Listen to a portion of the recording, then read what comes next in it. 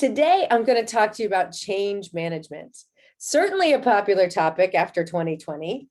I know people are still grappling with change. A lot of companies in 2021 are trying to decide, do we continue to stay remote? Do we do a hybrid, or do we go back in-house full time? And how are our employees going to react? Well, 2020 was nothing short of an iceberg. Well, what do I mean by that? Well, I'm sure you've heard the expression that you've only seen the tip of the iceberg. That's because there's typically a lot hiding underneath. And obviously everything going on with COVID, we are still grappling with an awful lot that's underneath that iceberg. The reason why I use that expression is because I love this book on change management, which is called Iceberg Is Melting by John Cotter. It's a great book. It's a fun parable, and it talks about how a whole group of penguins had to deal with a huge iceberg problem that had a hole. So what I'm talking to you about today is getting you to think about, are you living on a melting iceberg, or do you have an iceberg that could potentially melt? What do I mean by an iceberg? Icebergs come in many forms. Services decreasing in quality, a business strategy that's maybe making little sense going forward. Maybe it's poor implementation of a strategy. Do you have a product or a service that's becoming irrelevant? Maybe an aging product line or a lack of innovation, your competition starting to eat you up. What about over-promising and under-delivering? Well, at one of my corporate turnarounds, we needed to improve both client retention while increasing top-line sales. Does that sound familiar to anybody? You want to talk about a melting iceberg? I worked in the field of enrollment. And in college admissions, our frontline sales team was called an enrollment advisor. And that's someone who works with a prospective student about finding out what their goals, their dreams, their ideas and career plans are. And if what they're looking for aligns with the degree offering at the school, then the enrollment advisor would assist the student in making application to the college. And as you may or may not know, once a student makes application to a college, there's a lot of paperwork that needs to be addressed in order to make sure they can actually start school, right? Everything from financial aid or finance documents or reference letters, identity management. Some people need housing, proof of high school graduation. There's entrance exams on occasion, attending orientation, or today, especially learning the online platform. So depending on when the next start would occur, that could be anywhere from holding on to a student for a week to 6 or 8 weeks, or to helping them over months over time with a traditional enrollment cycle. And so what we decided to do is to break apart the frontline enrollment advisor's job into two parts. An enrollment advisor who'd focus on the initial sales activities, matching the student with the right career path and the right program, and an enrollment coach who would focus on those client success and onboarding activities. And so what we did by striating these roles were to better align each person's unique abilities. So it allowed them where they could naturally make an impact. There are some people that are just so focused on the net new client, and that thrills them and helping them find their right career path. And there's others that I call like professional moms or professional nags that will follow up until you get all that paperwork in, right? And it's a different skill set. So when we were able to keep those people enrolled, engaged, and these people focused on new, naturally we got more applications, and naturally we were able to hang on to more students because it leveraged the team members' unique abilities and allowed them to impact the business with that increased focus and improve the overall quality of the student experience. On top of that, we managed to increase sales numbers that hadn't been seen for 2 years and improve retention several percentage points in the very next quarter after implementing the change. It was pretty remarkable. Now, was it easy? No. Was everybody on board with the change? Heck no. Were there doubters? Oh yeah. Did it take time to refine the process? You bet, but it was worth it. Change management has a lot of moving parts and pieces to it. And there are actually 8 steps to successful change management. And I, in doing this work with the team, followed through and actually did every single one of these steps. So the first thing you have to do is to create a sense of urgency to deal with a difficult problem.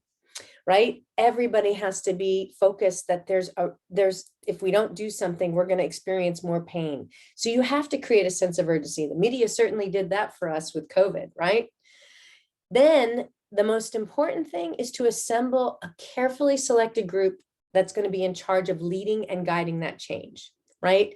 We want to make sure that you have the right people. And if you know anything about the game-changing index like I do, you want to make sure that you have a game changer, someone focused on innovation and new ideas. You want a strategist that can pull it all together. You want an implementer to keep everybody on task, meeting the deadlines and goals and milestones. You definitely want to have a polisher who can refine the strategy and refine the processes, and a playmaker that's going to bring the team all together. If you have no idea what I just talked about, hit me up in a DM and I'll be happy to share more about the game-changing index and what kind of an impact it can have on you and your team and your company. All right, so 1, create a sense of urgency. 2, get that team together that's going to guide and lead the change. 3, find a sensible vision of a better future and outcome, right? So making sure that you get people focused on where you want to go and what you want to achieve and why it's going to be so much better over here. How do we go from pain to heaven, right? Or Mecca? We want to make sure that we get people totally involved with that. And keep in mind, you have to be able to engage both hearts and minds. Don't think that emotions aren't powerful. They are actually what's going to help really get people motivated to change. Once you find that vision, the 4th thing you got to do is communicate the vision so others can understand it and accept it. You talk about it before the change, during the change, and after the change. Communication is critical. Then you remove as many obstacles to action as you possibly can. That's number 5. You got to create some short wins quickly. So short wins lead to bigger wins, right? You want to make sure that you're hitting some early goals and that you celebrate the goals, and you also celebrate at bigger milestones where you're involving, senior leadership or executive leadership to make sure that you don't go too far with the change without checking in and making sure that you're still handling things in the way in which they want them handled to achieve the outcome that everybody wants. Number 7, never let up until you actually get to where you're going. A lot of people quit in the middle of the change, right? They give up. It's not going exactly the way I want it to, and they want to bag out. Never give up. Push until you get there. Because the last step, number 8, is that you have to ensure that the changes won't be overcome by those stubborn, hard to die, outdated traditions. The people that say, well, we've always done it this way. Well, there's a reason for change, right? We have to move people forward. Over time, people will become less afraid of change, especially after they learn the specific steps needed to make any of those large adjustments to those new circumstances.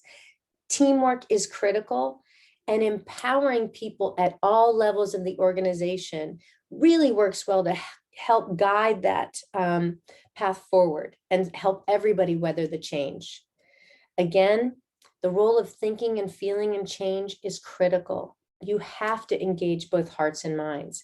Thinking differently can help change behavior and lead to better results. Certainly sharing the data, analyzing the data, making sure you're moving things forward, the needle's moving.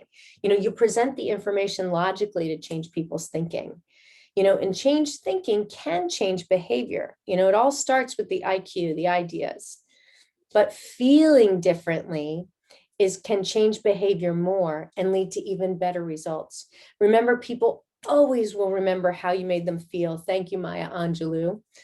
Create surprising, compelling, and if possible, visual, visceral experiences. Experiences change how people feel about a situation. Share the story, share the wins, make sure that people can rally, because that emotional quotient, that EQ, leads to the SQ, the soul intelligence quotient. Feeling like you are part of something bigger than yourself, that you're part of a mission, a vision, a rally cry, a movement, a change. That's what it's all about. It always comes back to soul intelligence. If you want my 8 steps, just send me a direct message. I'll be happy to get them to you. And until next week, I hope you guys have a great Wednesday.